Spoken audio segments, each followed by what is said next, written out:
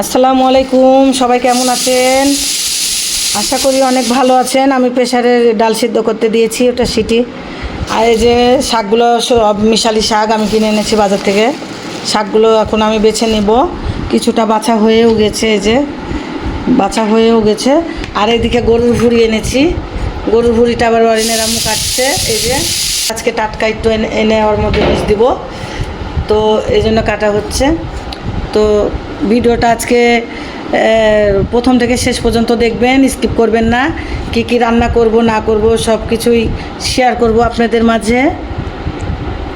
ভিডিওটা দেখতে থাকেন। ভিডিও এই যে ভুঁড়িগুলো কোটা হচ্ছে কিভাবে কিভাবে রান্না করব আমি।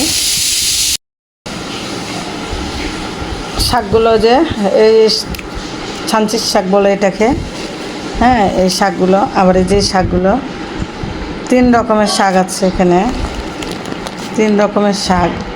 কলমির শাক, কলমির শাকগুলো মানে কলমির পাতা, এই যে কলমির পাতা আমি এখানে বেছে বেছে রাখবো। শাকগুলো কিন্তু ভালো লাগে খেতে, মিশালি শাক 3 রকম 4 রকমের শাক থাকে যখন, তখন ভালোই লাগে। এই যে এটাকে যেন কি শাক বলে, এই শাকটার আমি নাম বলতে পারছি না। আমি বেছে নিই, রান্না করব তখন দেখাবো। বটগুলো আমার সুন্দর করে ধোয়া হয়ে গেছে, কোটা বাছা হয়ে গেছে। এখন আমি এই যে সব রকমের মশলা নিয়ে নিয়েছি। এখানে রসুন বাটা আছে, এখানে আদা বাটা আছে, এখানে পেঁয়াজ কুচি আছে, এখানে এলাচ, দারচিনি, তারপরে গোলমরিচ, লং সব আছে। আর কয়েকটা তেজপাতাও দিয়ে দিয়েছি, আছে লবণ, মরিচের গুঁড়া, হলুদের গুঁড়া সব আছে এখানে। আর কিছু পেঁয়াজ আমি বাগার দিব, এই জন্য রেখেছি যে ভুঁড়িটা যখন রান্না হয়ে যাবে তখন আমি বাগার দেবো। আর এটাতে ডাল রান্না করেছি, এই ডাল রান্না করেছি, এটা আমি আর ধুলাম না। এটাতেই আমি সবগুলো দিয়ে দেবো, বিসমিল্লাহ, এটাতেই আমি চাপাই দেবো। ভুঁড়িটা আমি দিয়ে দিয়েছি প্রেসার কুকারে। এখন আমি এগুলো দিয়ে দেবো সব, একে একে সব দিয়ে দিব। পেঁয়াজটা প্রথমে দিয়ে দিলাম,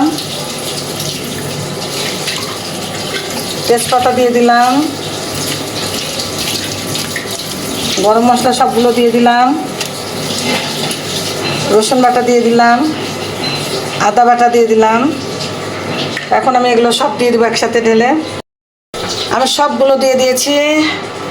এখন আমি সুন্দর করে একটু দাও তো, একটুখানি একটু হাত দিয়ে লাগবো না, একটু করে দিব। আমি পানি অল্প করে পানি দিব। মশলা ছিল প্লেটে, এই প্লেটে পানিগুলো দিয়ে দিলাম অল্প করে, কারণ ভুঁড়ির থেকে পানি বের হবে, ওই জন্য আমি তেল দিব না। তেলটা দিব আমি বাগার দিব যখন তখন।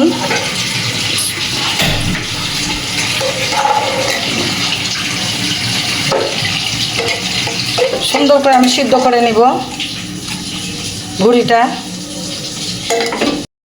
ঢাকনা আমি লাগাই দিয়েছি, এখন আমার হতে থাকুক এটা, আবার পরে ফিরে আসছি।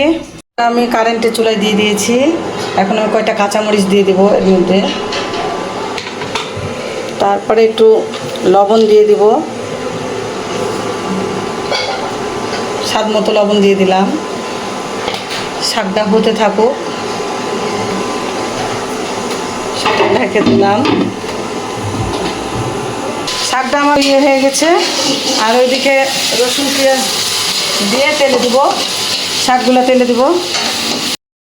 এইদিকে আমার ভাত হয়ে গেছে, এইদিকে ডাল হয়ে গেছে, এইদিকে শাকটা তেলে দিলে হয়ে যাবে।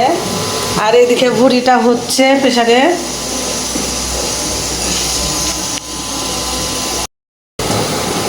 এই যে দিয়ে দিলাম,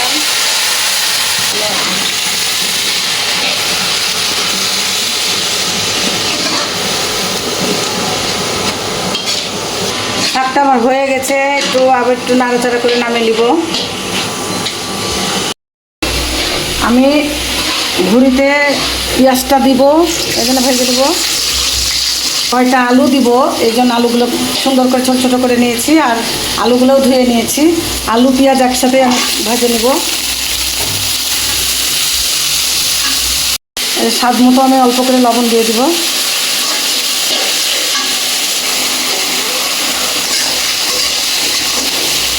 আমার ভুঁড়িটা এখানে সিদ্ধ হচ্ছে, আমি এর মধ্যে ঢেলে দিব যখন এগুলো ভাজা হয়ে যাবে। ভুঁড়িটা ভাজা ভাজা হলে গা খেতে ভালো লাগে, 2-3 দিন জাল দেওয়ার পরে গা ভালো লাগে। তো আমি আজকে ইয়ে করবো, আর এইদিকে পেঁয়াজ আলু দিব, সুন্দর করে ভাজা হচ্ছে। এটা হয়ে গেলে আমার রান্না শেষ হয়ে যাবে, সব কিছু রান্না হয়ে গেল আমার। কিন্তু পেঁয়াজ আলু ভাজা ভাজা হয়ে গেছে একবারে, এই যে সুন্দর করে ভাজা ভাজা করে নিয়েছে। আর আলুগুলো একবারে সুন্দর সিদ্ধ হয়ে গেছে, আলুগুলো ভালো করে ভাজা হয়ে গেছে আমার। এখন আমি ভুঁড়িগুলো ঢেলে দিব।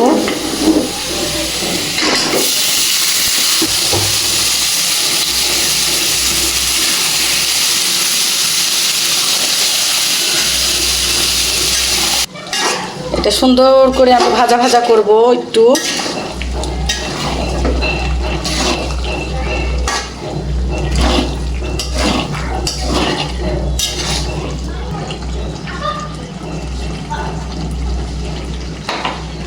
ভাজা জিরার গুঁড়াগুলো দিয়ে দিলাম।